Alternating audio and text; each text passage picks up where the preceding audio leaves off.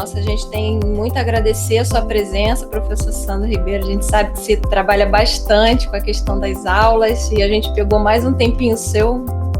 A gente sextou, né? Sextou junto. E a gente agradece muito a sua disponibilidade de estar aqui conosco, com a sua expertise aí de 22 anos já na formação de docentes. O professor Sandro, ele trabalha com muitos cursos de metodologia ativa. Eu já fiz um maravilhoso, o professor Daniel, que é da escola, também já fez. Então, são cursos bem bacanas e ele se dispôs a estar aqui com a gente conversando sobre avaliação. Então, o professor Sandro é mestre, né, doutorando em educação, pesquisa, a formação de professores em tempos de cybercultura, pesquisador formador que se forma ao formar, formou mais de 4.100 docentes de todos os níveis de ensino nos últimos 2 anos, em temas como metodologias ativas, ensino híbrido. Olha, ensino híbrido vai ser agora daqui a pouco, hein? Acho que vai precisar voltar aqui, professor Sandro. Personalização e avaliação para aprendizagem. Então, muito bem-vindo e muito obrigado. Vou deixar você com a palavra para a gente aproveitar bastante o seu tempo. Obrigado, Cristiane. Olá, pessoal. Muito bom estar aqui com vocês. Obrigado pelo convite. A instituição, para mim, é uma grande honra fazer parte aqui desse momento com vocês. A Escola de Enfermagem Alfredo Pinto, da Unirio, e agradecer aí o convite da diretora, a professora doutora Cristiane Rodrigues da Rocha, para a gente compartilhar aqui alguns saberes e fazeres com vocês, exatamente nessa pegada, para falar na linguagem mais jovem, mais jovial, que assim que eu entrei, eu vi o professor Paulo, se não me engano, comentando sobre o ponto de vista da avaliação, de uma fala que o professor Marcelo tinha trazido que eu não pude ouvir, e vendo que é exatamente na vibe dessa avaliação que a gente quer discutir com vocês aqui, né? A gente trocar um pouco sobre alguns saberes e fazeres que a gente traz aí nessa caminhada, né, de docência e de formação de docentes. Eu preparei aqui uma fala rápida. A gente tem um formato de palestra, né, mas eu sou um pouco engasgado com esse formato de palestra, exatamente porque defendo na pesquisa, na minha prática, novas formas, né, de relações de aprendizagem que até coadunam com essa ideia da aula palestrada, de um para muitos, mas eu acredito que, para fomentar a aprendizagem, a gente precisa fomentar a participação, interação, interatividade, a interação quando a gente está junto, fisicamente falando. Aqui, como estamos juntos no mesmo tempo cronos, mas geograficamente dispersos, o que é possível é a interatividade, que aí entra entre nós, né, entra a relação humana à tecnologia, no nosso caso, tecnologia digital em rede, que possibilita esse momento aqui, né, e que está possibilitando a maioria das nossas aulas. Eu, essa semana, voltei à aula também ao presencial, em uma das instituições que eu trabalho, e está muito difícil, está todo mundo com muito medo, né, inclusive eu, os nossos alunos, mas a gente já vem aí 1 ano também usando a tecnologia de forma praticamente unitária. Eu vou compartilhar aqui uma tela rapidinho com vocês para acompanhar a nossa fala, e rapidamente, nessa janela aqui. Já começando aí com um desafio para vocês, um desafio prático. Eu já ouvi um pouco, interessante a fala do professor Paulo, e gostaria de provocar vocês com essa pergunta. Se você pudesse responder com uma palavra, qual o grande desafio da avaliação da e na aprendizagem?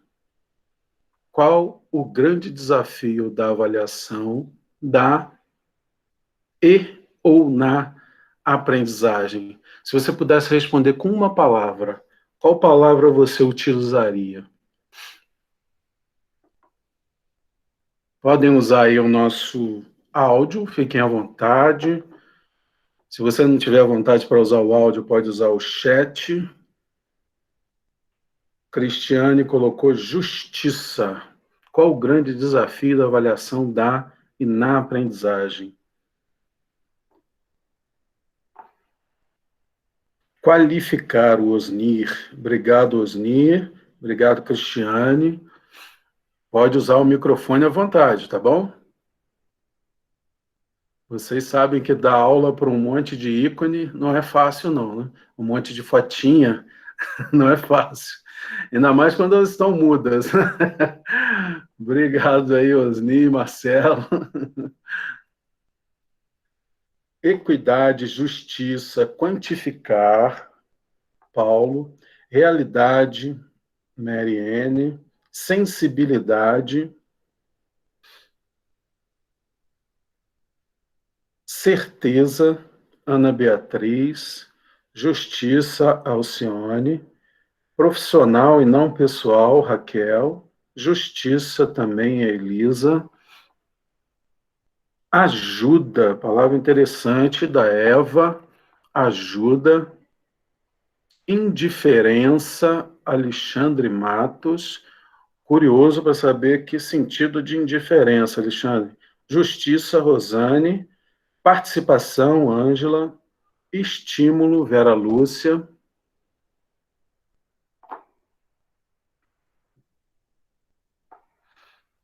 Estímulo, compromisso, validação, coordenação da graduação, compromisso, Marcelo Sampaio, validação, interessante essa palavra também.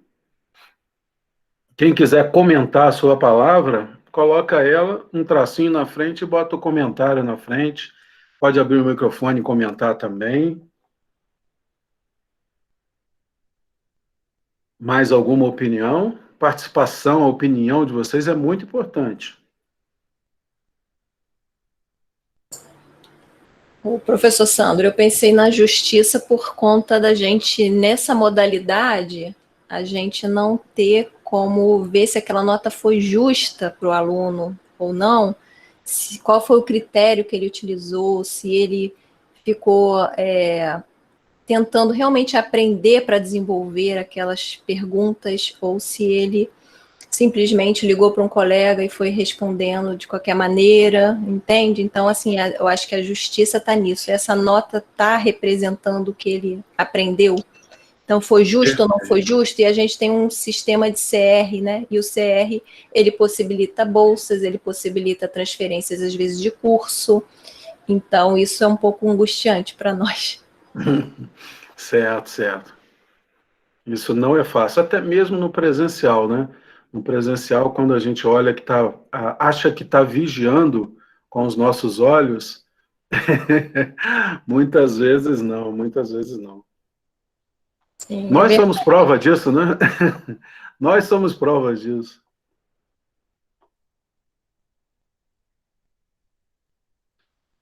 Dicente também pode responder? Claro, Carolina. Nossa, vai ser uma riqueza. Responda.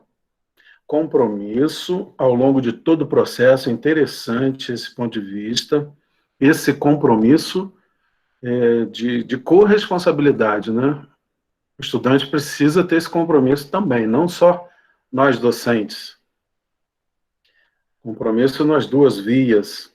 Certeza, Ana Beatriz, se houve aprendizagem mesmo ou não. Ana, vou te falar uma coisa. Os estudiosos da avaliação estão loucos atrás dessa resposta. Biologicamente, a gente não tem resposta ainda sobre a aprendizagem. Nós não sabemos dizer o que acontece, biologicamente falando, quando a aprendizagem ocorre. E a gente está louco atrás dessa pergunta. E a resposta atual para a sua pergunta a gente não tem como ter certeza se a pessoa aprendeu ou não. até porque a avaliação ela é muito discutida no nosso meio educacional e ela é mais vista como um processo do que um momento, do que uma fotografia. Ela é um processo, está em movimento, está em ato, e a gente aprende durante esse ato. E é o que a gente sabe até agora, né? Até mesmo epistemologicamente falando sobre avaliação. Mas a sua pergunta é muito provocadora, Ana Beatriz. Vieses, o que não quer dizer propriamente um desafio desanimador. Interessante. Eu pensei na sensibilidade do sentido de perceber para além do que objetivamente uma avaliação pode nos oferecer. Ser sensível à história do outro. Colocação, assim, que me lembra muito, muito Jacques Ardoino, aqui colocado por uma pessoa que está aí com o login da Unirio mesmo, da Escola de Enfermagem. E a escuta sensível, né? A escuta sensível. Efetividade, Carolina, ser efetivo, que tem ligação com o que a Cristiane trouxe também, né? A questão da justiça. Quantificar, Paulo, todos os parâmetros definidos como essenciais para a formação do profissional crítico e reflexivo. Esse é um sonho de todos nós, se a gente puder quantificar, né? Esse profissional alcançou esse nível de aprendizagem, ele está pronto para o mercado. A Ana rindo aí. Qualificar o que o aprendido significa para a vida profissional e do indivíduo. Osni, talvez aí comece tudo. Aí seja a origem de tudo, né? O que significa para a vida do profissional aquilo que ele está sendo submetido nesse exato momento da avaliação? Qual é o significado daquilo para aquele momento e para o resto da vida profissional e para o resto da vida pessoal dele? Porque essa é uma discussão gigantesca também da avaliação, que em uma hora a gente não vai conseguir mergulhar, mas... E nem cursos longos, tá? É difícil, a gente está em busca de muitas respostas, porque já dizia o próprio Jacques Ardoino que avaliar é impossível. Ele cita simplesmente assim, professor de Paris 8, professor titular de Paris 8, francês, não mais contemporâneo, mas é um estudioso dessa área, e ele bateu o martelo, avaliar é impossível. A indiferença quando se ministra aula para bolinhas com fotos, não se sabe se aquele aluno realmente aprendeu isso, pode criar indiferença na motivação de quem ensina e de quem aprende, falta o olho no olho. Alexandre, eu concordo com você. Avaliar, nesse meio completamente novo que a gente está vivendo, nesse momento quase que obrigatoriamente, né, empurrados aí para esse mundo por um vírus desafiador para a raça humana, avaliar sem o cheiro, sem o toque, sem a percepção ocular, né, sem a leitura corporal, né, isso tudo, sob o ponto de vista da aprendizagem, sem falar de avaliação, já é muito difícil. Agora, quando você vai avaliar, porque a gente acostumou o nosso olhar a várias questões, né? Às vezes você bate o olho num estudante, você já faz uma leitura que pode ser preconceituosa, né? Que pode ser preconceito, mas do engajamento ou não dele, do aprendizado ou não dele, do desejo ou não dele, mas isso tudo é envolto por o seu olhar, pelo seu cheiro com ele, pela proximidade, pelo movimento corporal, né, pelo cruzar das pernas. Tudo isso a gente perde com o online. A gente ganha outras coisas no online, mas a gente perde muito desse lado também no online. E avaliar se torna ainda um pouco mais complexo. Alcione bota, qualificar, isso seria o essencial para o aluno, mas nem sempre é possível.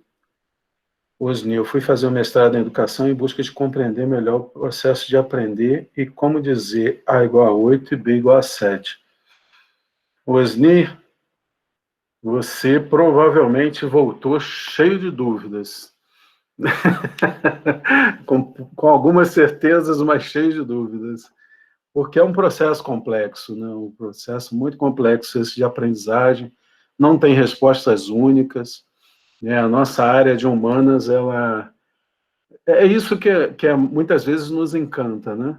Você está com uma turma, por exemplo, aqui, 35 pessoas, e eu estou falando a mesma coisa para 35, mas essa coisa vira 35 interpretações completamente diferentes. É só olhar o chat agora, motivados por uma pergunta única, quantas coisas diferentes vocês pensaram. Quantos sentimentos diferentes vocês externaram a partir de uma pergunta, que foi única para todos.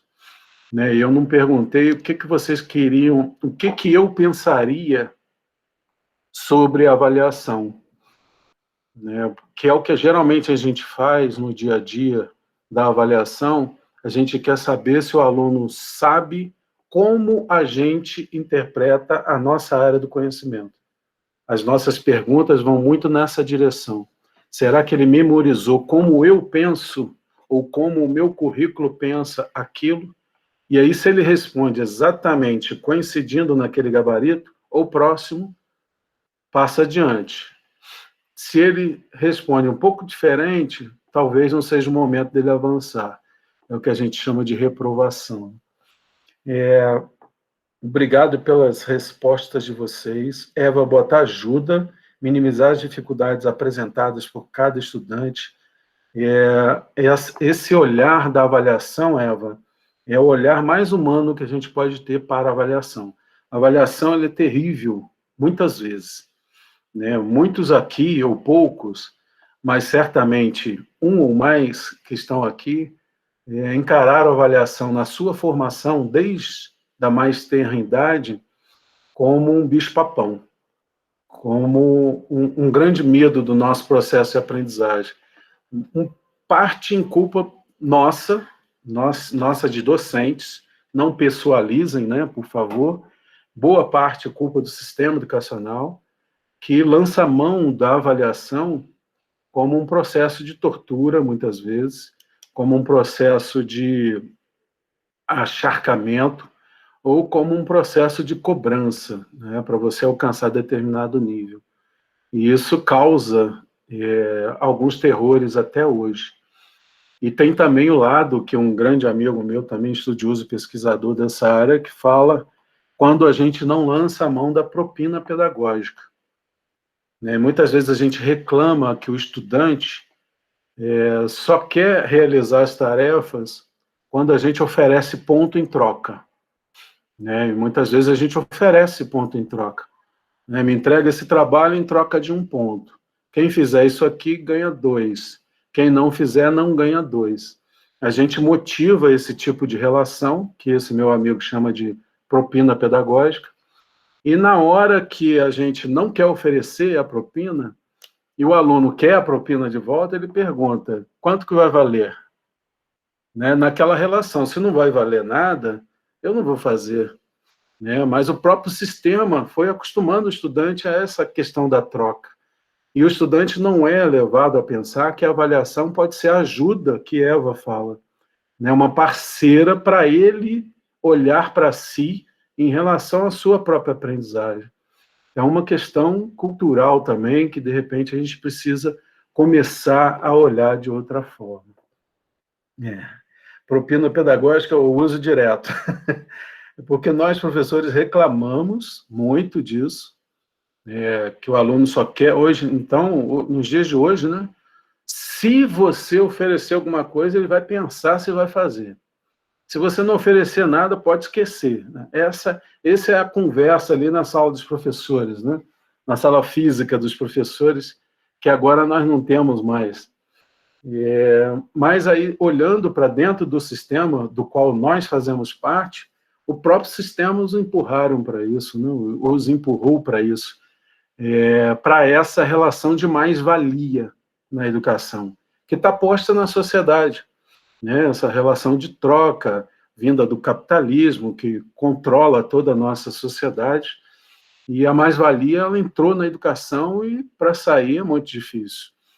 Para você, no lugar de mais-valia, como diz o professor baiano, amigo meu, e colocar mais vida no lugar da mais-valia, leva tempo.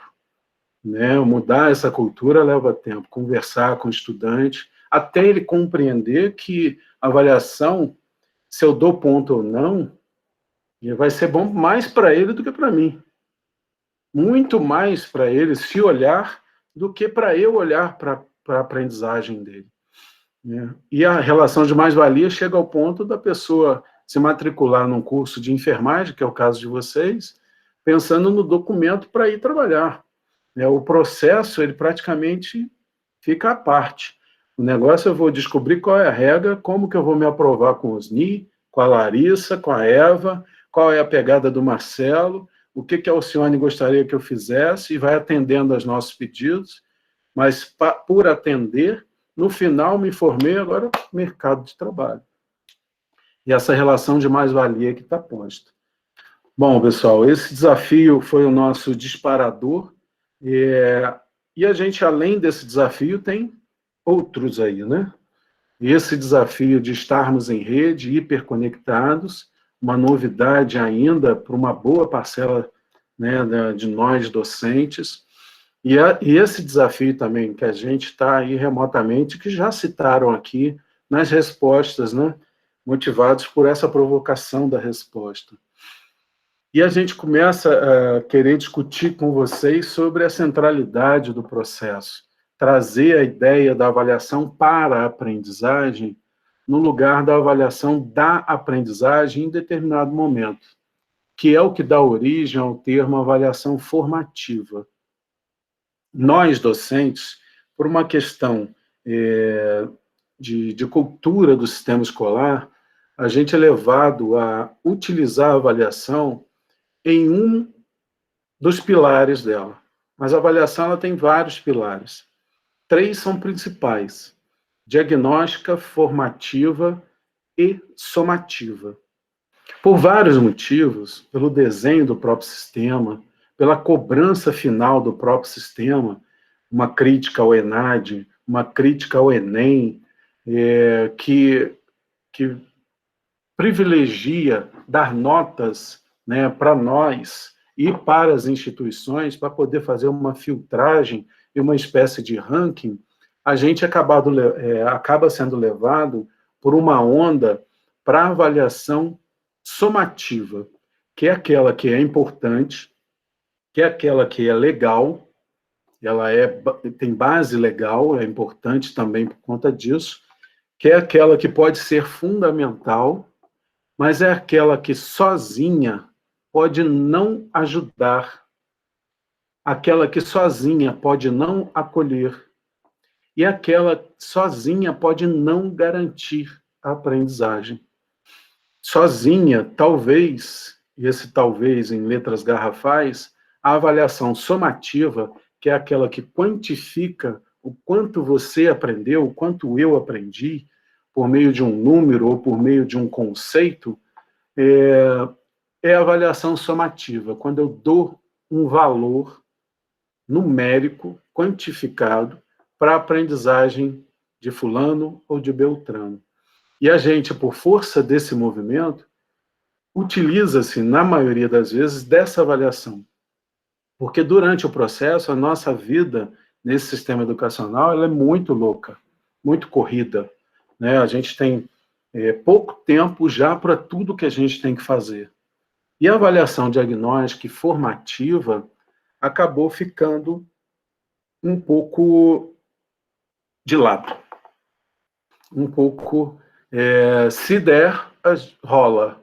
Se acontecer, mas graças a Deus com vários professores que conseguem, que levam isso com muita importância e conseguem encaixar no seu processo. Hoje a nossa fala aqui é para provocar vocês sobre a possível importância da avaliação formativa, sem deixar de lado a legal e também importante avaliação somativa. Então, não é uma guerra entre uma e outra, não é uma ou outra, é uma com outra, buscando ajuda, buscando humanidade, buscando mais vida no lugar de mais valia, buscando uma avaliação parceira no lugar de uma avaliação definida como instrumento de terror ali pelo Paulo, e muitas vezes é um instrumento aterrorizante, né? Quantas vezes eu, que tenho cerca de 30 anos de docência, lá no meu início, eu não me peguei ameaçando, entre aspas, os meus estudantes. Ó, vou botar isso aqui na prova, tá? Vocês não estão prestando atenção, eu vou cobrar na prova. Isso é uma forma de ameaça, né? Ou presta atenção, ou eu boto na prova. Ou seja, se vocês não estão prestando atenção, vocês não estão aprendendo. Então, eu vou botar na prova só como punição, né? E a gente olha para a avaliação como instrumento de punição para amedrontar e, com esse medo, conseguir o que a gente mais quer, que é a atenção. E a avaliação vai sendo estigmatizada, né? Ela vai sendo, vai recebendo esse tipo de interferência externa. E é uma grande pena, uma grande perda que a gente pode acabar passando por um olhar diferente e um olhar que deveria ser mais humano também para a avaliação. E o centro, que a gente chama hoje da educação, do processo de aprendizagem, a gente fala que o centro está na rede de saberes, está na rede de conexão, que você, docente, decide fazer que tipo de conexão e importância você dá para esses elementos, que são a aprendizagem, os recursos, o conteúdo, o diálogo, a avaliação, o estudante, a equipe pedagógica, a direção, a coordenação, o debate, a infraestrutura, você, toda essa conexão gerenciada por você, docente, é que está na centralidade para a aprendizagem. E a avaliação faz parte dessa rede. Ela é sua parceira e parceira dos seus estudantes. Ela não pode ficar à parte. O centro da educação tida como mais tradicional, que eu não gosto desse termo tradicional, porque na educação ele tem essa conotação ruim, né? Mas nas outras áreas ele tem uma conotação fantástica, porque o samba é tradicional, a literatura de cordel é tradicional. E quando a gente puxa o tradicional para dentro da educação, é para falar de uma coisa que a gente talvez não queira mais, né? Então, eu prefiro, no lugar disso, educação instrucional, aquela que já acontece aí há alguns anos, cerca de 300 anos, e que a avaliação nesse tipo de educação, ela é tida mais como avaliação da aprendizagem. Mais do que um jogo de semiótica de palavras, avaliação para a aprendizagem e a avaliação da aprendizagem precisam coexistir e não excluir.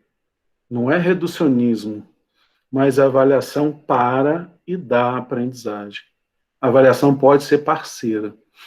E lá, naquela educação mais instrucional, quando nós, professores, o conteúdo está na centralidade do processo, o restante geralmente está orbitando essa centralidade. Não está, né, na centralidade, que é a aprendizagem, é o próprio estudante, os recursos, os diálogos, a avaliação. Essas questões, elas são utilizadas quando e se necessárias, né? Mas o que é o cerne é professor e conteúdo, na educação mais instrucional. E a avaliação, nesse contexto, ela acaba sendo utilizada nessa perspectiva para medir a aprendizagem, e não para colaborar com o processo da aprendizagem, certo? E é nesse contexto que a gente vive atualmente, e agora muito potencializado pela pandemia do novo coronavírus, que a gente está questionando, tanto na literatura quanto no nosso fazer, esse paradigma comunicacional que está posto há cerca de 300 anos, aonde a avaliação se dá numa direção, a nossa aula se dá numa única direção, né? na direção do emissor para o receptor, um canal único de comunicação. A mensagem é originada num lugar, no caso da educação, e nós, professores, a partir do currículo, a mensagem já está definida e ela é multiplicada para os receptores. Esse paradigma conhecido aí como o paradigma um para muitos, que está na sociedade como um todo há muito tempo, mas ela vem caindo em outras áreas diferentes da educação, da formação, já há muito tempo. Ela está em transformação. A educação está um pouco atrasada, mas começou essa transformação e agora ela levou um empurrão e está catando cavaco, o empurrão do novo coronavírus, do tipo assim, vai minha filha, anda rápido, e está catando cavaco, já caiu de joelho, está tentando levantar. Nós estamos nesse movimento de tentar sair um pouco desse paradigma único de comunicação de um para muitos, que funciona, atendeu a todos nós que estamos aqui hoje, mas não funciona para a maioria. A educação no Brasil, só 5% que entra na educação infantil chega até a universidade, senta no banco da sua universidade para ser seu estudante. 95% fica pelo caminho. E aí é que a gente questiona. Essa educação que é inclusiva, a educação democrática que a gente quer, e aí a gente olha para o paradigma comunicacional também, né? Que está como eu falei, está na sociedade pelo meio comunicacional escolhido pelo rádio, por exemplo, né? O rádio que tem mais de 100 anos, né? O controle da informação é único, a emissão está controlada, está presa, e a recepção é de 1.000 milhões, talvez. Isso está também nas revistas impressas, isso está também nos jornais, isso está na TV. Né? Quando você senta para assistir TV, você não altera a mensagem, você consome a mensagem. Assim como quem senta num banco de escola, numa aula instrucional, ele senta para consumir informação. Ele não senta para produzir, para participar daquela comunicação efetivamente. E esse paradigma chega na escola ou na universidade por um reflexo social, nós somos, né, parte da sociedade, mas aí chega a internet e explode com esse paradigma. Hoje, nos dias de hoje, pessoal, Ângela Cava, Fernando Porto, Inês Santos, Leila Rangel, todos e todas e todes aqui podem produzir conhecimento e compartilhar na internet, por meio de um blog, por meio de seu perfil na internet, por meio do TikTok, por meio do Instagram. Você pode ter os seus seguidores no YouTube. O polo da emissão, que era preso no paradigma comunicacional, que o rádio, a escola, a TV, a revista e o jornal impresso estavam presos, o polo da criação e da emissão explodiu. E agora, o Marcelo também é criador de conteúdo. Isso muda tudo. Muda tudo. Você pode abrir o seu canal no YouTube agora e, no mínimo, um seguidor você vai ter. Você vai ter o seu público. E você também emite opinião, emite conteúdo, você também produz. Para longe de falar em qualidade de conteúdo que é emitido na internet, a gente quer chamar a atenção de vocês para a mudança do paradigma comunicacional. O controle de um para muitos explodiu. Agora nós estamos num paradigma que está sendo chamado de muitos para muitos. Mas que rádio, revistas, jornais e TV já sacaram, já correram para a internet também, para participar dessa transição, desse momento. Basta olhar para o investimento das grandes redes de mídia, que está sendo canalizado para essa ideia de muitos para muitos, para a ideia de personalização, a ideia de você abrir o Netflix e você assistir o que você quer, quando você quer, e no ritmo que você quer. E não no ritmo de alguém que está te falando alguma coisa. Se você, antigamente o pessoal perdia o último capítulo da novela, tinha uma chance para assistir no sábado. Depois perdeu o Playboy, né? Podia saber pelas revistas, pelos colegas, mas agora você pode apertar e dar o pause e ir no banheiro, dar o pause e estudar, dar o pause e se deslocar para a universidade e dar o play no domingo de tarde e assistir o final da sua série. Isso muda tudo. E nesse mundo, os nossos discentes, eles estão imersos. Aliás, eles nasceram nesse mundo, completamente imersos, né? Nós, e aí eu boto vocês nesse nós, se você aí que está me ouvindo agora nasceu de 1995 para baixo, século XX para baixo, se você nasceu de 1995 para cá, não inclua-se nesse nós que eu estou dizendo. Nós nascemos num mundo analógico, num mundo atômico, e estamos conhecendo o mundo digital. Né? Segundo Mark Prensky, nós somos imigrantes digitais. Nós temos sotaque no mundo digital. Né? Se você não fala turco e mudar para a Turquia agora, todo mundo vai saber que você não é turco. Assim como um turco que não fala português, se vier para o Brasil, na hora que ele abrir a boca, todo mundo vai saber que ele não é brasileiro. E esse sotaque é muito difícil de ser perdido. Às vezes demora anos, às vezes anos também não são o suficiente. Então é nessa perspectiva que Mark Prensky quer dizer que nós somos imigrantes digitais. O nosso sotaque com o atômico, ele não vai provavelmente nos deixar, mas não nos impede de aprender a língua vigente, né, de sermos fluentes nessa língua. Muitas vezes é difícil, a gente não entende nada, absolutamente nada, e senta para chorar. Enquanto os nossos estudantes, eles são nativos digitais. Eles entendem completamente o que está acontecendo, como isso, como aquilo. Nós fizemos curso de datilografia, nós, 95 para baixo. Nós não fizemos curso de WhatsApp. O seu estudante não faz curso de TikTok. Mas nós fizemos curso de informática básica, de Word.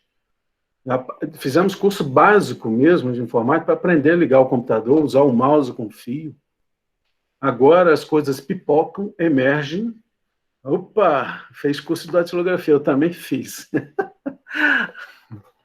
Então, quem perdeu ontem, uma provocação, não me provoca, Marcelo. Quem perdeu ontem o campeonato do Mengão, mesmo perdendo o último jogo, pode assistir para sempre. Exatamente. Exatamente, ficar com aquilo marcado, né? Porque Flamengo é outro patamar, né? Flamengo é outro patamar. Eu sou tricolor, Marcelo, você não me provoca, não. E aí, dando sequência, pessoal, a essa questão da avaliação formativa, a internet como incubadora de mídias, como lugar de autorizações, autorização aqui é o lugar de você ser autor de si mesmo, né? E isso, a partir da internet, está se repercutindo em toda a sociedade. E, de certa forma, a gente, querendo ou não, está adentrando a universidade, está adentrando a escola, o sistema educacional como um todo. Né? As pessoas estão começando a se autorizar, a serem autoras de si mesmo, e não naquele modelo instrucional que elas esperavam alguém construir a aprendizagem dela. Esse alguém passava por nós totalmente responsáveis pelo aprendizado do estudante. E isso gera duas visões muito interessantes para nós docentes, de que nós talvez não sejamos capazes de fazer ninguém aprender, porque aprendizado ele surge de dentro para fora. A gente é muito capaz de ensinar, que é diferente de aprender. E para o estudante também, na visão dele, para ele entender que a participação dele no processo é simplesmente fundamental. Que se ele não quiser, ele não aprende. Não vai rolar. Né? Gardner provou isso para a gente em 1980, né? Com a teoria das inteligências múltiplas. Quem não quer aprender, não aprende, acabou. Né? Ele provou isso cientificamente. a ubiquidade que está na internet, em você estar conectado o tempo todo, em todos os lugares, né? Isso é completamente novo para nós, imigrantes digitais. E essa nova cultura que emerge, que isso acaba repercutindo no nosso olhar de avaliação também, ou não, né? A internet também é repositório de conteúdos e é uma potência comunicacional para o bem, né? E aquela discussão do que se faz com tecnologia, né? Nós, humanos, fazemos com tecnologia. Michel de Certeau fala muito bem disso, sobre os usos que fazemos dos artefatos, né, dos artefatos sociotécnicos. E aí a gente tem um exemplo, por exemplo, Santos Dumont não inventou o avião para que jogássemos bombas em cima das pessoas, né? Mas alguém teve a ideia de um uso e botar a bomba dentro do avião e jogar em cima das pessoas. O avião não é mau, né? Mal é o pensamento de usar o avião como disseminador de morte, provocador de morte de seres humanos. A ideia, o pensamento humano. Então, nessa toada, a internet talvez não seja ruim, totalmente ruim. Ruim é o que a gente anda fazendo com o uso da internet. E dá para a gente pensar em usar a internet, os recursos digitais, para o bem? Ou adentrando mais no que a gente está discutindo agora, dá para a gente pensar no uso da internet ou de recursos digitais offline para a aprendizagem, para uma avaliação qualificada, para uma avaliação mais humana, para uma avaliação mais justa? É possível isso? Nessa direção que a gente tem essa consciência que estamos em rede, todos nós podemos co-criar, bem como consumir informação. A internet ela pode ser usada no paradigma antigo, de um para muitos, e ela começou nisso, né? A internet tem 4 fases bem definidas. Na Web 1, ela era aquele lugar de portais. Você usava a internet para se informar, a partir do grande portal de informação. Né? Agora, na Web 4, todo mundo produz e publica a qualquer tempo na internet. E não só consome, mas pode continuar consumindo. E pensar a avaliação nesse contexto que é o desafio, que é o que eu trago aqui como desafiador para nós pensarmos. E que avaliação pensarmos disso aí, né? O Alexandre está falando isso, da época do Carta Certa e do Lotus 1, 2, 3. Caramba, Alexandre. Você tem ideia? Eu nem sei o que você está falando. Carolina, datilografia depois virou curso de digitação, exatamente. Agora nem isso mais tem. Não tem.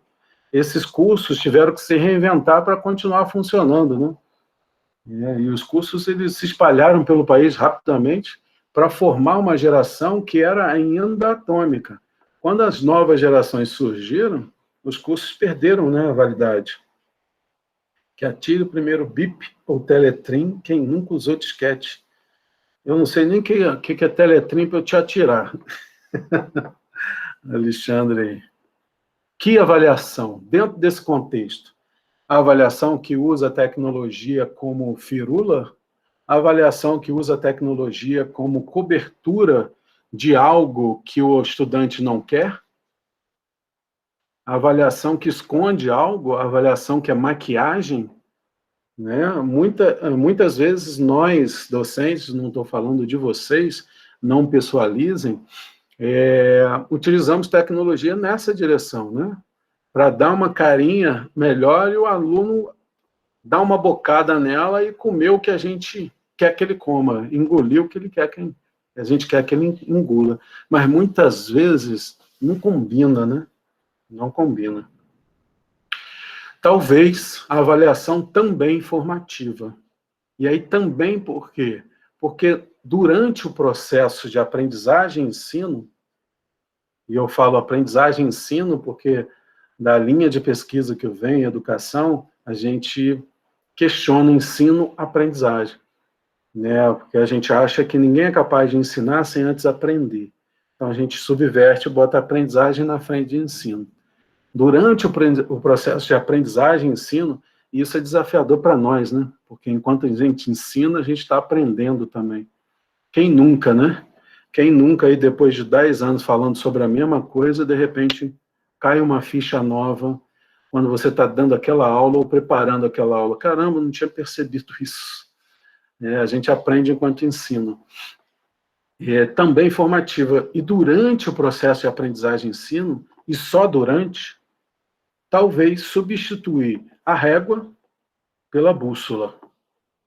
Avaliação formativa com essa perspectiva. No lugar da régua para medir durante o processo de aprendizagem, a medição vai ser importante, mas lá na avaliação somativa, a quantificação. Mas durante o processo, que geralmente a gente acaba deixando um pouco de lado o processo de avaliação, a gente, se for usar na perspectiva da bússola e deixa a régua para a prova final, deixa a régua para o teste final. Então, no lugar da régua para medir, uma bússola para dar direção, porque durante o processo, aprendizagem e ensino, o que talvez eu e o meu estudante precisem mais seja o movimento da bússola, e não a mensuração de uma régua, certo? E também, né, principalmente no online, tomar muito cuidado com o que a gente pergunta. Porque quando a gente está no presencial, a gente já falou um pouco disso aqui com vocês, a nossa intencionalidade está no nosso gesticular, está no movimento labial, está no nosso olhar, está no nosso movimento corporal, está na entonação de voz, e boa parte disso a gente perde no online. Né? E a gente vai ter somente o texto para nos representar integralmente. E o texto pode pregar peças, né, entre aquilo que você quer que o aluno entenda e aquilo que o seu estudante está realmente entendendo. E aí eu peguei esse memezinho aqui da internet, porque dependendo de como a gente pergunta, de repente sem cercar bem essas perguntas e deixando margem para várias interpretações, respostas como essa aqui podem vir. E fica difícil de dar erro, de dar como errada. Né? Ele tem 104 anos, qual a sua desculpa? Né? Tentando ali te persuadir a dizer que você é um preguiçoso, uma preguiçosa, pô, o cara está com 104 anos e está lá na pista de atletismo, alguém entrou e falou, lá, ele teve mais tempo para treinar. E é fato, é verdade. Né? Eu não tive tanto tempo ainda, e sai pela tangente. Então tem que tomar cuidado até como a gente pergunta no online. Né? E, de repente, ganhar e não perder tempo explicando mais sobre aquilo que você precisa que o seu estudante entenda para ele poder te responder. Então é uma dica, né? E a avaliação somativa, que é essa, que é fundamental e pontual, ela fica com a questão da régua. Pontual por quê? Porque durante o semestre você tem pontos de parada para avaliação, para fazer a medição, né, que servem também de sinalização para você e devem também servir de sinalização para o estudante se movimentar, saber que se ele está no caminho correto, saber se ele não está no caminho, saber se a dedicação dele precisa mergulhar, o engajamento, a participação. A avaliação somativa, que é legal, como eu já falei, é legalizada. A avaliação formativa, onde o erro pode ser interpretado como fim ou como fracasso. Né? O erro na somativa, geralmente, é o fim daquele conteúdo e é um símbolo de fracasso. Muitas vezes não, mas em algumas vezes sim. É interpretado principalmente pelo nosso discente. Ó, apesar de eu estar aqui falando por 2 meses sobre o assunto X, sobre avaliação, você, Osni, não conseguiu, nota baixa. E ali fecha-se um ciclo. E vamos para o próximo. E que você melhore no próximo. A avaliação somativa, que também é usada, geralmente, no fim de um período de conteúdos. Né? Existe uma média nacional no Brasil da educação infantil até a pós-graduação, que diz aí, numa média geral, que a avaliação, ela se dá, a somativa, se dá a cada 6 aulas. Então, em média, nós damos 6 aulas, e aí na 7ª, mais ou menos, há uma avaliação somativa. Seja ela parcial ou seja ela total. É uma média. Certo? Então, por isso, no fim de um período. O período aí seriam as 6 aulas, né? E a avaliação da aprendizagem, nessa perspectiva da régua, da medida. E, do outro lado, a avaliação formativa em processo, em ato, em atuação, durante, e não pontual. A avaliação formativa como parte do processo de aprendizagem. Ou seja, os nossos estudantes entenderem que a avaliação é também uma colaboradora, uma parceira para ele aprender. A avaliação, a cada aula, aqui uma pergunta, é possível? Hoje em dia é possível. Hoje em dia é possível. É salutar? Aí o julgamento é seu. Né? É saudável? A gente pode julgar. Mas a avaliação a cada aula, hoje, com os recursos digitais disponíveis, gratuitos que nós temos acesso, é possível. Você faz o julgamento, se quer avaliar a cada aula ou não. Mas com qual perspectiva também? Avaliação da ou para a aprendizagem? E a avaliação da aprendizagem. Né? Essa de quais caminhos seguir ou continuar seguindo. Estou nesse caminho, é o melhor? Aquela ideia do GPS, que quando as coisas se complicam pelo caminho, ele te indica outros caminhos, mas é pelo caminho. Né? Ele não te indica no final do processo, como é na avaliação somativa. Na avaliação formativa, eu posso, durante o caminho, sinalizar para mim, num olhar de uma turma, que a turma está indo bem, está indo numa direção, e, em suma, o estudante pode olhar para si e também fazer uma avaliação da sua performance, da sua participação, do seu engajamento, do seu envolvimento. É oportunidade. Se ele vai fazer isso ou não, é uma outra discussão, mas é uma oportunidade que ele tem, de olhar para si, opa, o professor perguntou isso aqui, eu mandei mal aqui. Aonde que está travado aqui? Mas ele sabe disso lá na primeira aula, e não na 7ª, na avaliação somativa. É um processo. Então, vamos agora para uma prática de avaliação formativa. Já muito blá, blá, blá, né? Pouca participação de vocês, eu gosto da participação de vocês. E a gente preparou aqui essa palestra, entre aspas, mais interativa, mostrando aqui um exemplo prático para a gente colocar em prática essa teoria que a gente está falando dela. Como materializar isso? Eu trago um exemplo no meio de milhares, que você, com a sua criatividade docente, pode pensar. O primeiro exemplo prático, para você usar no fim de cada aula, ou no fim de 2 aulas, ou no fim de 3 aulas, você que faz esse julgamento. Mas você pode usar a avaliação dentro do horário da aula, se você quiser, usando esse exemplo prático. No outro exemplo, para você não usar tempo da aula, mas você usar depois da aula, de preferência entre uma aula e outra. Seja essa aula síncrona, à distância, ou seja essa aula presencial. Tá? E, por fim, um exemplo prático de uma rubrica online.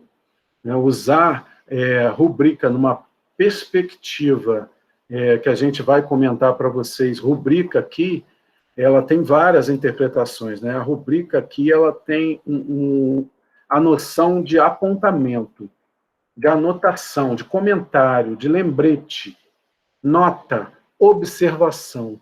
Uma avaliação muito próxima de uma espécie de pesquisa mais positivista, daquele olhar do pesquisador para o objeto pesquisado. Certo? Colocar o nosso estudante nessa perspectiva usando rubrica. E qual que vai ser o objeto? Vai ser o processo de aprendizagem dele mesmo. Qual é a anotação dele sobre isso? Qual o comentário dele sobre a aula? Qual o lembrete que ele vai usar? qual é a anotação, qual é a observação. A gente vai mostrar um exemplo de usar a rubrica nessa perspectiva. Tá bom? Então, vamos para o exemplo prático, o primeiro desse exemplo prático.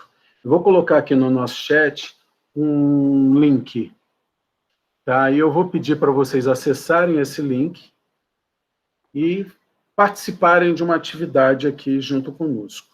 É uma atividade avaliativa sobre, a gente considerando isso que aconteceu aqui nos últimos 53 minutos, como uma aula. Se você considerar isso uma aula, agora eu vou usar parte dessa aula para fazer uma avaliação com você, tá bom? Vou parar essa apresentação, vou pedir para você conectar a esse site aqui. Provavelmente esse site vai te perguntar o seu nome, você pode digitar o seu nome, e depois dele perguntar o seu nome, você vai receber aleatoriamente um avatar. E aí vai ficar na tela esse avatar aguardando um comando meu, professor. Tá bom? Então podem acessar, coloquei aí no nosso chat, coloquei novamente, para vocês chegarem lá nesse nosso avatar, nessa nossa avaliação. Que, nesse exemplo aqui, eu estou pensando em utilizarmos dentro do tempo da aula. Tá? Dentro do tempo da aula. Vamos ver aqui, já temos 12, 13, eu vou compartilhar com vocês essa tela aqui que eu vejo, e que os alunos, quando eu uso esse recurso, não veem, tá? Vou compartilhar com vocês, para vocês terem o olhar do docente também. Compartilhar essa guia aqui, ó. Essa é a guia que aparece para o professor. Cheia de avatares no centro. 17 agora, para ser mais preciso. 18. Na sua tela aí, de forma individual, tem só o seu avatar. Aqui na minha tela, tela do professor, tem 19 avatares agora. Tá? Tem o emoticon, tem o bode, tem o anjinho, tem o ratinho, tem o coração, tem o símbolo do inverno, tem a locomotiva, a bola de futebol americano, o pássaro, o pinguim, o clipe, o baiacu, o unicórnio que acabou de entrar, tem o ET, o urso, as pegadas, o Papai Noel, e você vai recebendo o avatar aleatoriamente. Já temos 22. Se porventura você não conseguir acessar, por questões de erro no site ou de conexão, eu vou falar a pergunta aqui no microfone, você vai ter condição de ouvir, e você responde a alternativa no chat, que aí você não fica excluído ou excluída do processo. Mas você que está aí com o seu avatar na tela, você vai receber essa pergunta, vai me ouvir também fazendo, mas no seu dispositivo vai aparecer a pergunta e alternativas para você escolher uma delas, nesse momento, tá bom? E escolhendo uma delas e enviando, você termina a sua participação. Comentário. Na hora que eu clicar aqui no Enter, é que vai aparecer a pergunta para todo mundo. E essa pergunta, ela tem um tempo. Eu configurei o tempo de 60 segundos para vocês responderem. Você tem 60 segundos para responder essa pergunta. 1 minuto. Se você não responder durante esse tempo, o sistema vai fechar e vai considerar sem resposta.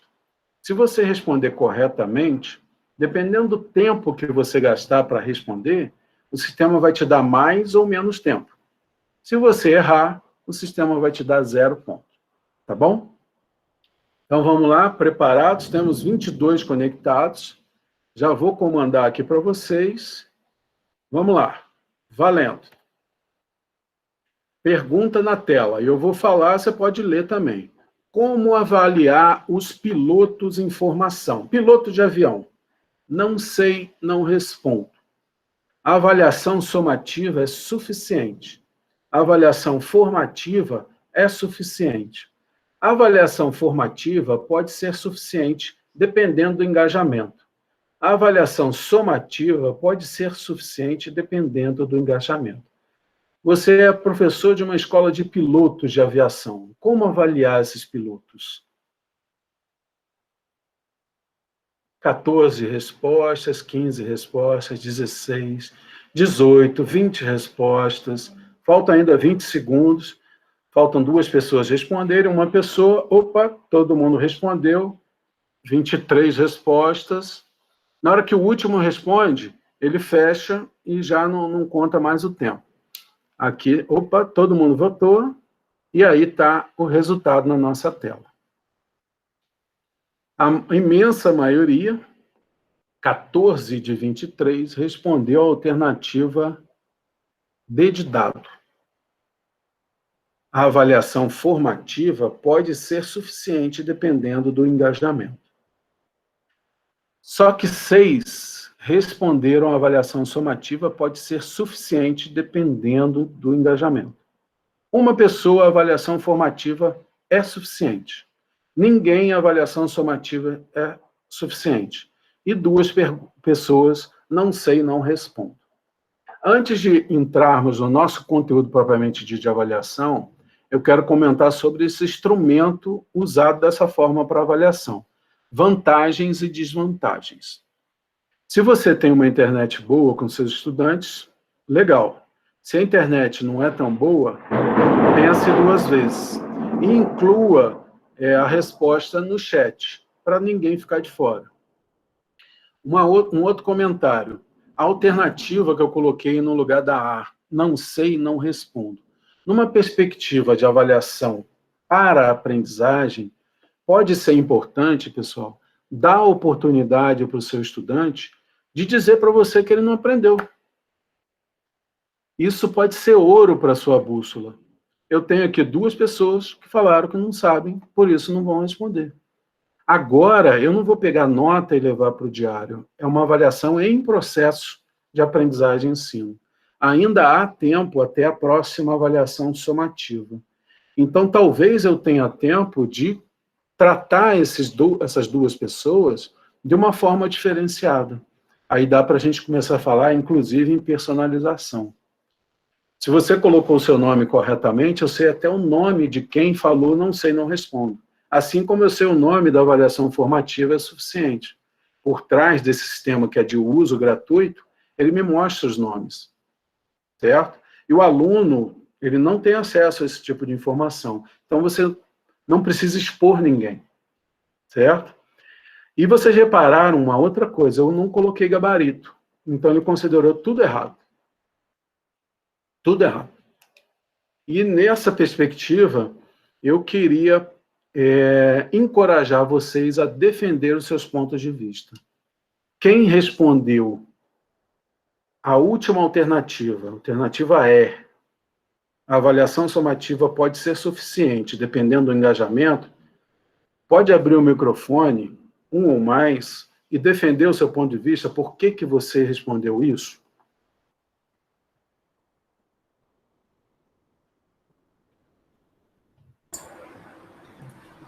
É da avaliação formativa? Isso, respondeu a 5ª opção, avaliação somativa. A somativa, não. Eu não foi isso. Tá. Não? Então fala que você defenda que você respondeu. Pode defender. Foi da formativa. Pode ser suficiente o 14. Por que você foi nessa, Cristiane? Não, assim, eu sou um pouco suspeita porque eu gosto muito da avaliação por competência, né? Então, o piloto, não adianta ele ter uma nota, vamos dizer, nota 8, você é aprovado, mas sendo que, vamos dizer que ele foi muito bem na decolagem, muito bem durante o voo, mas durante o pouso ele tomba o avião e quebra a asa, quer dizer, ele não está pronto, ele não está formado. Então, se ele for comprometido, essa avaliação formativa dele atender a competência que ele precisa para ser um piloto, ela é suficiente. Então, por isso que eu acho que a avaliação formativa, nesse caso, do piloto, é melhor. É como também a nossa área, né? Você, para fazer, por exemplo, uma punção, você precisa de todas as etapas da técnica, você precisa atingir aquela competência. Não adianta você tirar 8 na técnica, se você em algum momento esqueceu, por exemplo, na hora de tirar o acesso, de não pressionar e o paciente fica sangrando, dá um hematoma, Então, quer dizer, É a formação que é mais importante nesse caso, a competência atingida. Muito obrigado, Cristiane. Pessoal, a Cristiane botou o ponto de vista, defendeu a resposta dela com veemência. Alguém aí gostaria de defender o seu ponto de vista também? Vamos lá, autorizem-se. O que você respondeu e por quê? Até mesmo se você mudou de ideia agora, tá? Pode falar também. Porque isso acontece. Eu respondi a letra D. D de dado, Eva? D de dado. Porque no processo, você tem que estar preparado e você tem que ver como ele reage às intercorrências no ar. Ele pode, vou pegar um gancho da Cristiane e vou complementar. Ele pode decolar muito bem, mas no ar ele vai ter, pode ter alguns problemas, como um pênalti, não é? A altura, bem o avião na altura, né?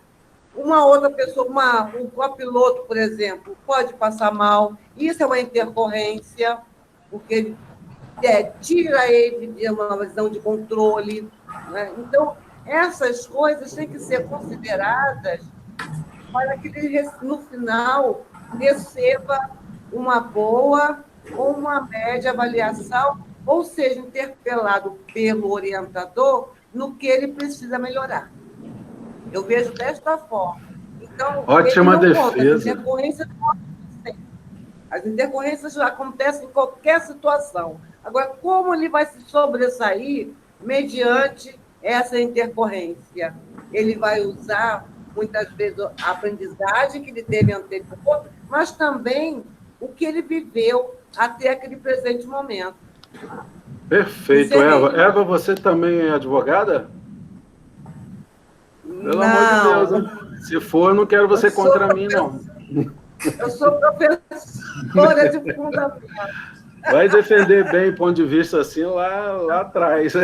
O Osni quer falar. Pode falar, Osni. Eu fui diretamente no mesmo raciocínio da Cristiane, mas mudei de ideia agora.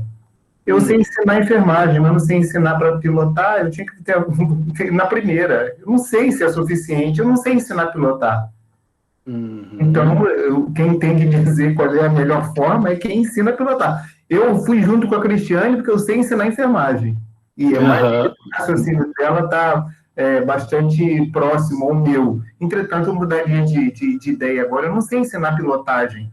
Eu sei que é suficiente e, mais ou menos, creio que entendo um pouco de ensinar enfermagem.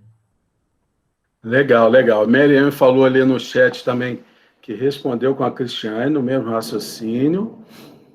A EAP Unirio falou que é pegadinha, tá rindo. E tem a ver com isso. Quem mais gostaria de defender seu ponto de vista? Uma pessoa só, com calma, por favor, pessoal. Um de cada vez. Eu só queria fazer só uma parte para o Osni. Osni, no final, se você fizer usar um pouco da sua imaginação, a enfermagem também é um avião, e um avião meio grande, hein? Só isso. A mulher é um perigo como advogada, hein, Eva? Não deixa ela falar por último, não, Osni. Mais alguém gostaria? Eu respondi um pouco diferente, né? Certo, que foi a questão somativa, né? Você foi na somativa?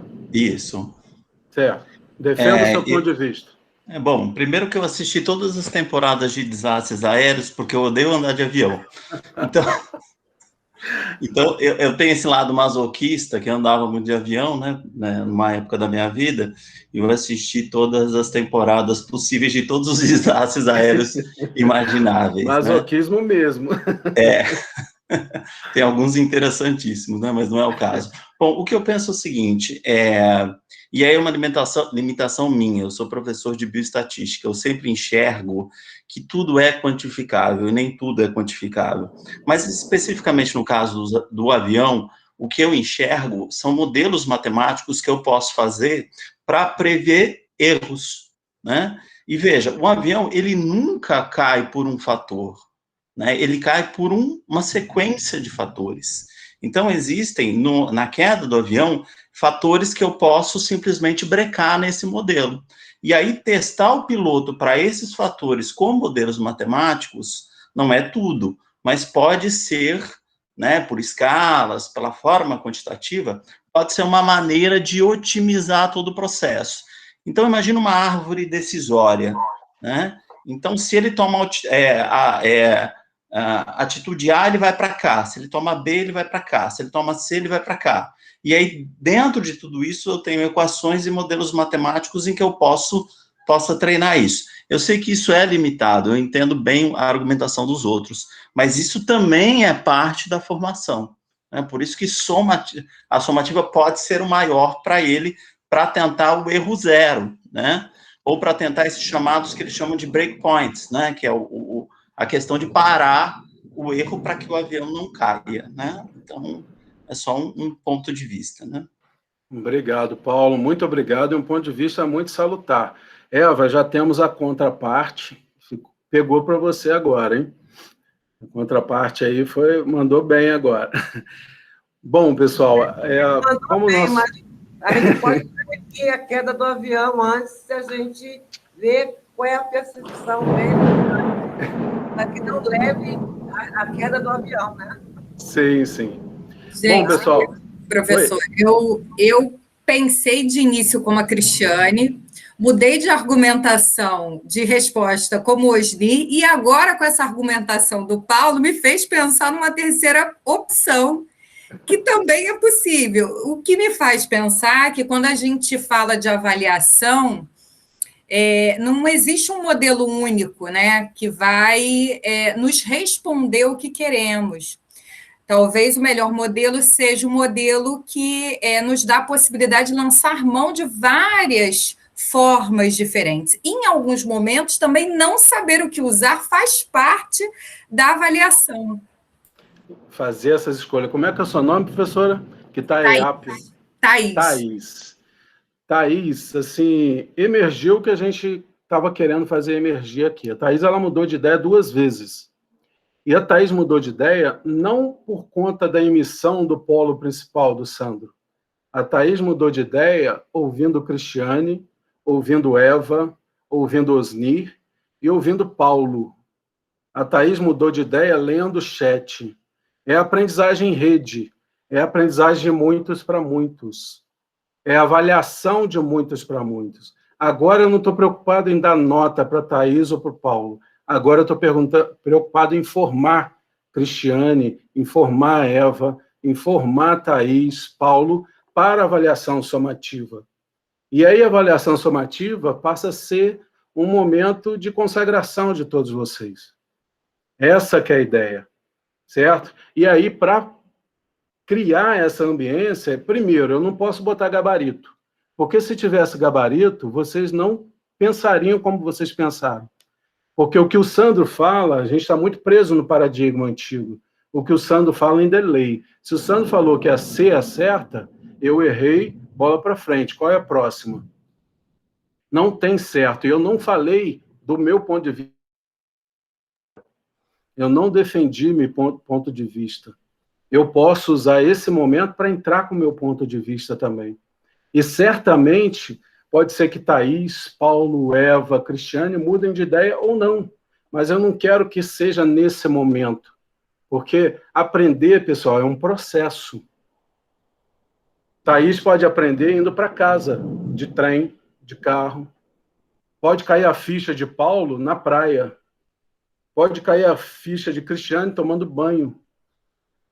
É muita complexidade. E a gente volta a pensar sobre aquilo, lembra de outras coisas, conversa com os colegas e começa a formar pensamento sobre aquilo. Isso é se descolar nesse momento da aprendizagem da avaliação somativa e juntar-se com a avaliação formativa, aquela que acontece durante o processo. E aqui um exemplo para vocês. O não sei, não respondo, e colocar em forma de pegadinha, como o Thaís mesmo já tinha observado. Porque se você bota uma pergunta muito lógica e já determinada, todo mundo vai acertar. E aí não vai ter debate. Você tem que garantir um certo equilíbrio nas respostas, pelo menos entre duas questões, para ter debate. Então, é uma forma diferente de preparar um item de avaliação. Quando a gente prepara um item de avaliação somativa, a gente fica preocupado em não dar dupla interpretação. Aqui, talvez seja a hora de dar dupla interpretação, porque o mais importante não é a resposta em si, é o processamento da informação que eu quero que vocês processem. Pessoal, para Paulo responder aquilo tudo, ele usou todas as áreas do cérebro dele. Assim como Thaís, como Cristiane, como Eva usou até outras coisas, que é advogada fabulosa, né? Na defesa do ponto de vista dela. E é nesse contexto que a aprendizagem se dá. E como muito bem disse Cristiane, é um processo, é uma complexidade. Né? A gente tem que considerar vários fatores. Esse é o exemplo que eu trago para vocês usarem um pedacinho da aula. Que aqui eu parei muito para explicar o processo em si, mas a ideia é você provocar debate e você não se colocar. Mesmo que a pessoa defenda o ponto de vista que você quer defender, não dê pinta, porque o aluno faz a leitura do seu rosto, faz a leitura do seu corpo. Não dê pinta. Agora está fácil, você pode até fechar a câmera, que aí fica mais fácil para você não dar pinta. Né? Mas no presencial, não. Porque se você dá pinta, a tendência é ir todo mundo na tua onda. E se vai na tua onda, vira avaliação somativa e não formativa. Beleza? E o outro exemplo, uma formação para depois do seu encontro síncrono ou seu encontro presencial. Coloquei no chat um outro link, eu vou pedir para vocês responderem em 2 minutinhos, são 18h19, eu vou pedir para vocês responderem até as 18h21. Pode abrir, é uma perguntinha só. Pode abrir e responder.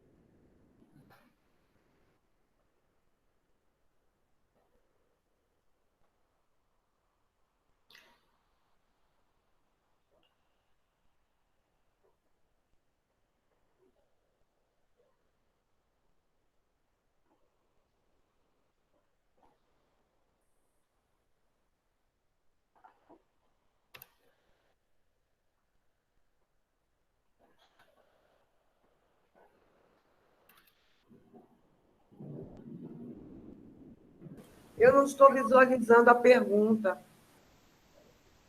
Tá, não, professora? A senhora Não. conseguiu abrir o formulário? Quando abre o formulário, cai na folha de presença. Espera aí. Folha de presença? Ah, não, ele pergunta o seu nome, tá? Coloquei no chat de novo. Eva, está lá embaixo, Eva. Depois a pergunta está lá preenchimento. embaixo. Isso.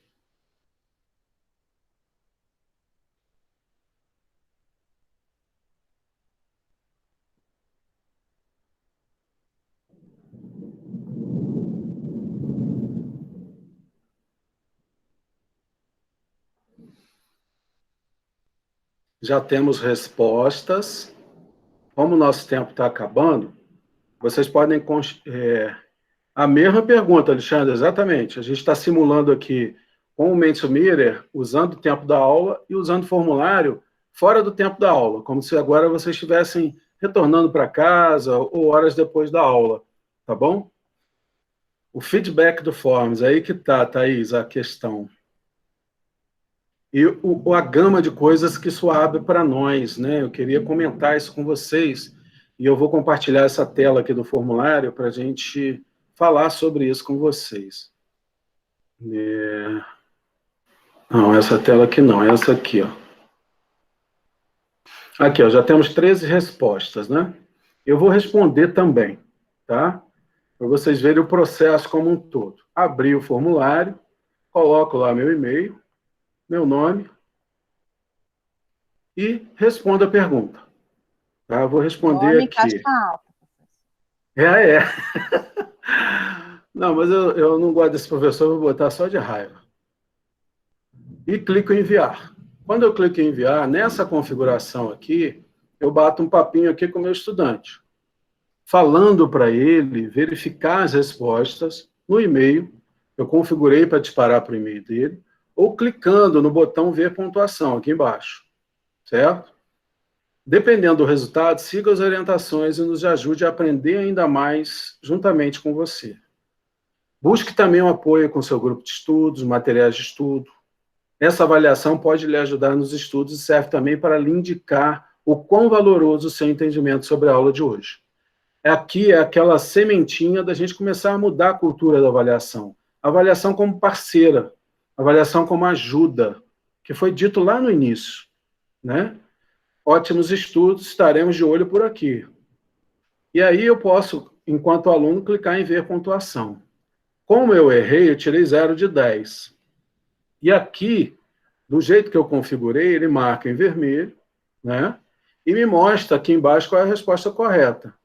Aqui, se eu quiser, enquanto aluno errante, aluno que cai da bicicleta aprendendo a andar de bicicleta, mas não desiste de montar para aprender, eu tenho também aqui um feedback para quem errou, configurado para quem errou. Aí eu brinco um pouco, eu gosto de brincar com os meus estudantes. Eita, eu moro aqui em Volta Redonda, eu sou do sul do estado, então a gente usa uma linguagem assim, muito parecida com a linguagem mineira. Parece que você pode ter se enganado, ou você não conseguiu, mesmo assistindo a nossa aula, né? Esse não conseguiu aqui é por conta do não sei, não respondo, né? Se é apropriado o conceito de avaliação formativa. Se acha que está certa, que tal, de qualquer maneira, dar uma boa olhada no vídeo que segue abaixo? Se topar, você estará colaborando ainda mais com o nosso processo de aprendizagem. Vamos lá, e dou uma dica de como ele assistir ao vídeo. Um papel e caneta à mão, anotando certeza, incerteza e dilemas. No nosso próximo encontro, síncrono, traga suas anotações para o nosso debate. E aí eu posso começar, nos 10 minutos primeiros da próxima aula, debatendo sobre aquela avaliação que a gente fez com uma questão da aula anterior. E a partir dessa avaliação eu dou início à aula que vem, a próximo conteúdo. E aqui eu boto um vídeo que pode ser meu mesmo, falando a mesma coisa de outra forma, ou um vídeo que eu selecionei na internet, apresentando a avaliação formativa de outra perspectiva. Ou seja, eu dou uma outra chance para o estudante de forma automatizada. Avaliação formativa, certo? Se ele acertar, vamos voltar aqui. Compartilhar essa guia aqui.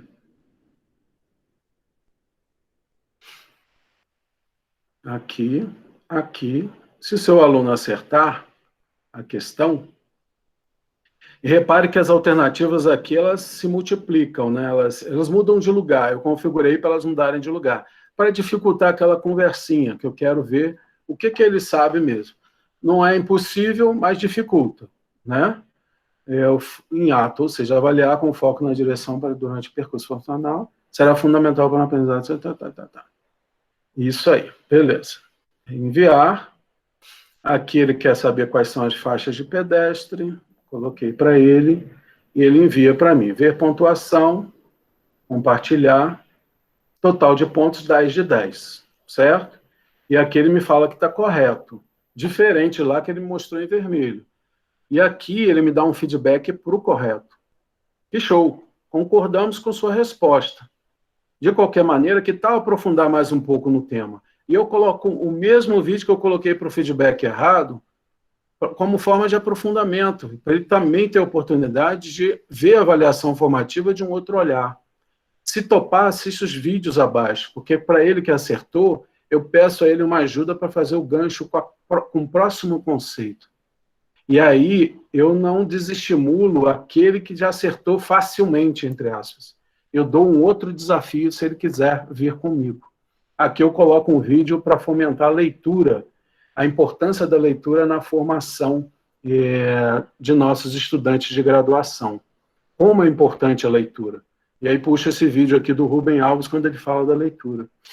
E ele que já acertou, que tal me ajudar a puxar a conversa da leitura na próxima aula? E eu já vou saber disso tudo, porque eu tenho essas respostas. Né, usar o instrumento não como cobertura de chocolate, mas usar o instrumento como bússola para mim e bússola para o meu estudante. Se ele não foi bem, que ele encontre o seu caminho, se ele quiser. Se ele foi bem, que ele saiba que está no caminho antes da avaliação somativa, e essa certeza ajuda muito, e, aproveitando esse tempo, me ajudar a conectar com os outros conhecimentos que a gente precisa desenvolver. Usar um instrumento dentro da sua aula e depois da sua aula para fazer a avaliação formativa. Certo, pessoal? Essa que era a nossa intervenção aqui hoje com vocês. Vou finalizar aqui trazendo aqui para vocês isso aqui, que a gente já está estourando o nosso tempo, né? A formação continuada de professores tem sido entendida hoje como um processo permanente, constante, aprendizado, aperfeiçoamento. A Unirio, a Faculdade de Enfermagem, mostra que entende isso muito bem quando convida colegas de fora para compartilhar alguns saberes e fazeres com vocês. A avaliação, vocês viram que pode parecer tudo a mesma coisa, mas não é. Se você viver com ela, você vê que, apesar de parecer a mesma coisa, são completamente diferentes. Avaliação diagnóstica, formativa e somativa. Há essa confusão no nosso meio, tem gente que fala que é tudo a mesma coisa, faz tudo junto, não é bem assim. E nós temos um site para formação de professores, que é o docienciacriativa.com. Se alguém se interessar em continuar a fazer formação em 2021 com a gente, são cursos 100% online, síncronos ou assíncronos, tá? Você decide como fazer. E nós temos aí vários e vários professores do Brasil, aqui ainda antes da pandemia, saudade de apertar a bochecha desses nossos professores. Aqui a turma da UFJF, em Juiz de Fora, a Federal de Juiz de Fora, a turma 3 aqui, já formamos 5 turmas lá, 2 foram no online, 3 presenciais. Aqui um pessoal aí de pertinho da Unirio, ali no centro da cidade, a turma do IED, são 18 médicas aí, 18 endocrinologistas que dão aula na pós de endocrinologia lá no IED, no Instituto Estadual de Diabetes. Aqui professores e professoras da UERJ, na turma 2, formamos 2 turmas lá, só gente boa da enfermagem, vocês devem conhecer algumas carinhas aí, né? Aqui colegas que fazem um curso também conhecendo outros colegas, não necessariamente de forma institucional. E agora, na realidade, aí, também, né, do nosso online, né, aqui com formadores do estado do Rio de Janeiro, só professores formadores, aqui com docentes da Facisa de Brasília, Rochedo em Minas, pessoal de Guarará, docentes da Facto em Minas. Se você achou interessante o que a gente tem para discutir, só acessar o nosso site. O meu WhatsApp pode ser compartilhado aí com vocês também, por conta de Cristiane. Cristiane tem o meu contato, se quiser conversar no privado, tá bom? Procure lá por Oficinas Práticas Docentes, tem as gravações também, em várias áreas do nosso desafio docente agora, tá bom? Muitas formações, muitas delas dentro das metodologias ativas, né, para a gente fomentar interesse, participação e aprendizagem dos nossos estudantes. Então, oficinas rápidas de 10 horas, geralmente com 3 horas de vídeo síncrono ou assíncrono, e as outras 7 horas de atividades práticas, onde a gente faz o acompanhamento, né, a mentoria junto de vocês, tá bom? Lá no site você tem todas as informações, e quero deixar aqui para vocês essa mensagem final, que nessa roda gigante que parece mais com esse outro brinquedo aí, que não é exatamente uma roda gigante, que é a nossa, né? Docência contemporânea em tempos de pandemia, a formação pode ajudar nos nossos medos, nos nossos desafios e nas nossas itinerâncias. Forme-se, mesmo que não seja com a gente, procure formação, que ela pode ser sua grande parceira. Planejamento é fundamental, né, para isso, o nosso dia a dia é muito louco.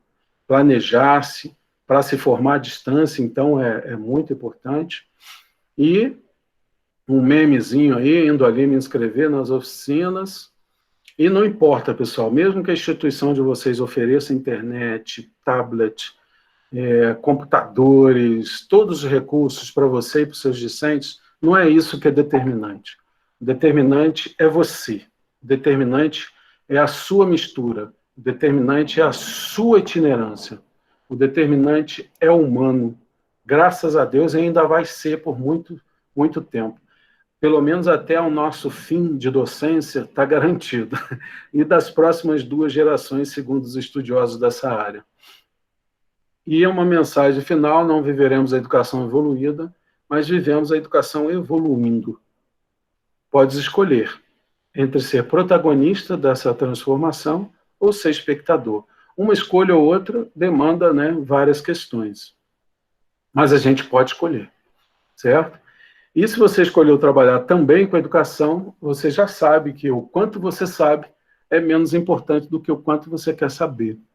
Porque saber é uma condição fantástica, é sua, ninguém tasca, você viu primeiro, só que é estático, né? E é diferente do querer saber, que pode ser dinâmico, como o mundo da cibercultura, esse mundo da comunicação de muitos para muitos. Muito obrigado, pessoal. Desculpa passar um pouquinho do tempo. Obrigado novamente pelo convite. Espero que tenha sido salutar para vocês, tá bom?